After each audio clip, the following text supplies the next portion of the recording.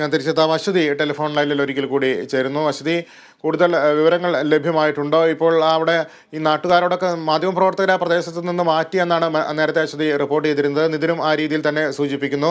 ഇപ്പോൾ നാട്ടുകാരിൽ നിന്ന് നമുക്ക് ലഭിക്കുന്ന വിവരങ്ങൾ എന്തെല്ലാമാണ്? ഇപ്പോൾ നമുക്ക് ഏറ്റവും പുതുതായിട്ട് അറിയുന്നത് ഈ അമ്പല കമ്മിറ്റിയിലുള്ള ആളുകളെ പോലീസ് കസ്റ്റഡിയിൽ എടുത്തിരിക്കുകയാണ് എന്നാണ്. നമുക്ക് ചില കാര്യങ്ങൾ കൂടിയുണ്ട്. അതായത് ഈ വെടിക്കെട്ട് നടത്താൻ തന്നെ അനുമതി ഉണ്ടായിരുന്നില്ല എന്നാണ് നമുക്ക് ഈ ഘട്ടത്തിൽ മനസ്സിലാക്കുന്നത്. അതുകൊണ്ട് തന്നെ ഇന്ന് വടക്കുംപുറം ഭാഗത്ത്, അതായത് ഈ ക്ഷേത്രത്തിൽ രണ്ട് വിഭാഗങ്ങളായിട്ടാണ് വെടിക്കെട്ട് നടക്കുന്നത്. തെക്കുംപുറം, ഒന്ന് വടക്കുംപുറം. ഇന്നലെ തെക്കുംപുറത്തിന്റെ വെടിക്കെട്ട് ഉണ്ടായിരുന്നു. അതിനുശേഷം ചില പ്രശ്നം, ഈ വെടിക്കെട്ട് നടത്തുന്നതുമായി ബന്ധപ്പെട്ട് ചില പ്രശ്നങ്ങൾ ഉണ്ടായി എന്നാണ് നമുക്ക് മനസ്സിലാകുന്നത്. ഇന്ന് വടക്കുംപുറത്തിന്റെ വെടിക്കെട്ടാണ് വൈകിട്ട് നടത്താനായിട്ടിരുന്നത്. അപ്പോൾ ആ പ്രശ്നം ഉണ്ടായ ഒരു സാഹചര്യത്തിൽ പോലും ഇന്ന് വെടിക്കെട്ട് നടത്താനായി ഇവർ തയ്യാറെടുപ്പുകൾ നടത്തി എന്നതാണ് ഈ ഘട്ടത്തിൽ മനസ്സിലാക്കുന്നത്. അതിനിടയിലാണ് ഇത്തരത്തിലുള്ളൊരു അപകടം ഉണ്ടായിരിക്കുന്നത്.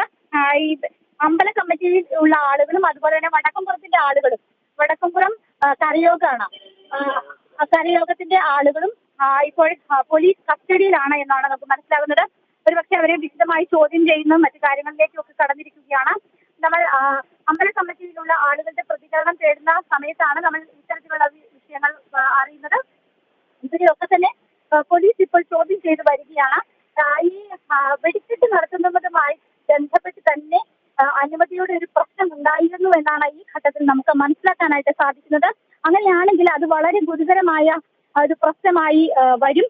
ഇത് ഈ ഒരു അപകടം നടന്നത് മാത്രമല്ല, അനുമതിയില്ലാതെ വെടിക്കെട്ട് നടത്തുന്നതിന് വേണ്ടി ശ്രമിച്ചു എന്ന് പറയുന്നത് വളരെ ഗുരുതരമായ ഒരു പ്രശ്നം തന്നെയാണ്. നിരവധി നമ്മൾക്കറിയാം, കേരളത്തിൽ നേരത്തെ തന്നെ വലിയ വെടിക്കെട്ട് അപകടങ്ങളൊക്കെ ഉണ്ടായ സാഹചര്യത്തിൽ വലിയ സ്ട്രിക്റ്റ് ആയിട്ട് തന്നെയാണ്, വളരെ കർശന നിയന്ത്രണങ്ങളാണ് ഈ വെടിക്കെട്ടുമായി കൊണ്ടുവന്നിട്ടുള്ളത്. ആ ഒരു ഘട്ടത്തിൽ ഇത്തരത്തിൽ ഒരു അനുമതിയില്ലാതെ വെടിക്കെട്ട് നടത്താനായിട്ട് ശ്രമിച്ചു എന്നത് വലിയ പ്രശ്നം തന്നെയാണ്. അപ്പോൾ അത്തരത്തിലുള്ള കാര്യങ്ങളിലേക്ക് കൂടി ഇത് പോകുന്നു എന്നതാണ് ഈ ഘട്ടത്തിൽ നമ്മൾ മനസ്സിലാക്കുന്നത്. എന്തായാലും അതിന്റെ കൂടുതൽ വിശദീകരണങ്ങളും ഔദ്യോഗിക വിശദാംശങ്ങളും നമുക്ക് ലഭ്യമാകേണ്ടതുണ്ട്.